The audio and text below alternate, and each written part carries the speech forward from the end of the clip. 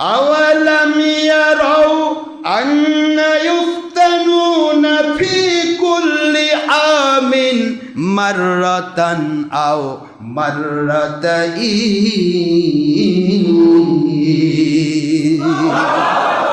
দুনিয়ার মুসলমান মুমিনেরা মুত্তাকিরা প্রতি বছর এমন সময় যায় না, কখনো একবার বা কখনো দুইবার আমি আল্লাহ পাক তোমাদেরকে বিপদ নাজিল করি গুনার কারণে।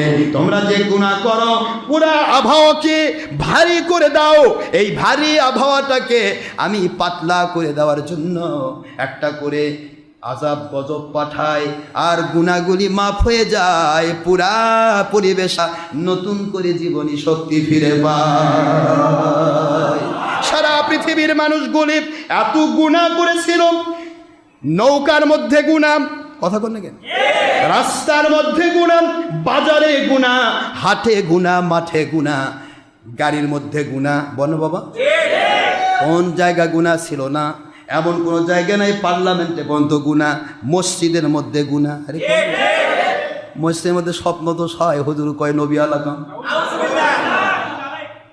মসজিদের মধ্যে বসে ছবি করছে, ভিডিও করছে, টিভি করছে। আমার আল্লাহ বললেন কি করলি রে? আমার নবী বললেন ছবি ভিডিও টিভি হারাম। ইচ্ছা করে যারা করবে, যদি ভুল করে অথবা মানুষের দ্বারা আক্রান্ত হয়ে দেশের সরকারের দ্বারা জুলুমের আওতায় উপরে যদি করে, তিন কন্ডিশন, একটা হয় হাত দিয়ে বাঁধা, নয়তো মুখ দিয়ে বাঁধা, নয়তো অন্তর দিয়ে ঘৃণা। তিন কন্ডিশনের একটি কন্ডিশনে যদি সে থাকে, সে গুনাহ থেকে মাপ পেয়ে যাবে মাজলুম হিসাবে, আর জালেমরা গুনার ভার বহন করবে।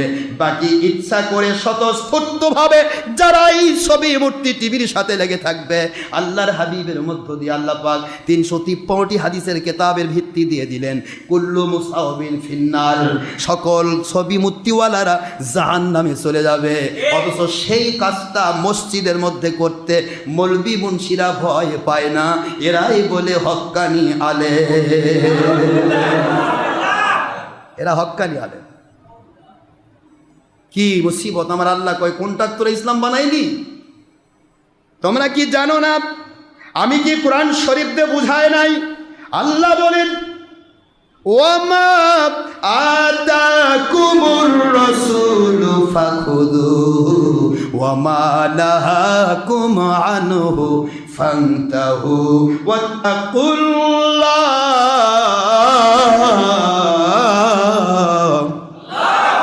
ইন্নাল্লাহা শাদীদুল ইকাব।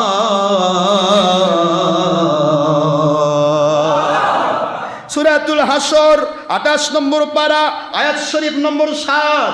আল্লাহ বলে দিলেন আমার নবী যা আদেশ করেন, যা নিয়ে আসেন, মুমিনদের জন্য ফরজ করে দিলাম, মেনে নাও। আর আমার যদি না নিষেধ করেন তা ছেড়ে দাও, হারাম করে দিলাম। সুবহানাল্লাহ বলে দাও। ওয়াত্তাকুল্লাহ, তোমরা আল্লাহকে ভয় করো। এমন কথা যদি কেউ বলো কোরআন মানবো নবী মানবো না, আল্লাহ বলেন কোরআন মানবো নবী মানবো না, এই কথাটা ইবলিসের কথা। আল্লাহ মানবো, আল্লাহর হুকুম মানবো না। কথা কই না তোদের? কোরআন মানবো নবী মানবো না, কিন্তু সূরা হাসর তোমরা বুঝলে না।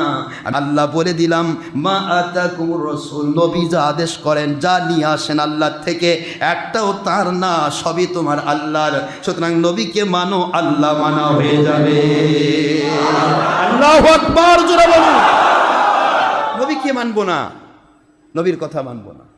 বলেন তো এই আয়াতের ভিত্তি যদি আমি দেই, আজকে বাংলাদেশ সহ সারা পৃথিবীতে কয়টা মানুষ বাছাই করা যাবে সে ছবি ভিডিও টিভি থেকে নিজেকে বাঁচিয়েছে? কয়টা? কি হাতে গনে কথা বলছেন না বাবা? তাহলে আমরা কি গুনাহ করছি না? দুই ভাবে করছি, কেউ জায়েজ মনে করে, কেউ নাজায়েজ মনে করে।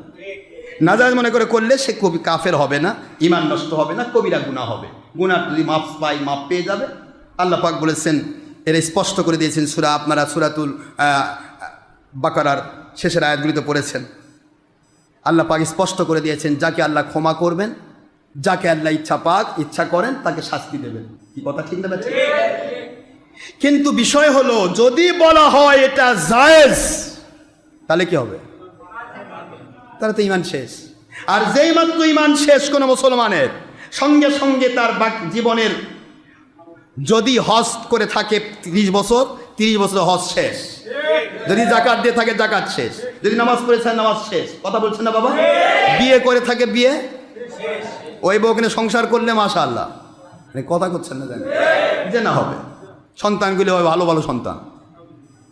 তাহলে এইভাবে আমি চিন্তা করি কতগুলি হারামকে আজকের মুন্সি রাজা আজ করেছে। সাধারণ মানুষকে দোষ দেই না, কারণ সাধারণ মানুষগুলি ঠিক হবে যদি আমরা ঠিক হই।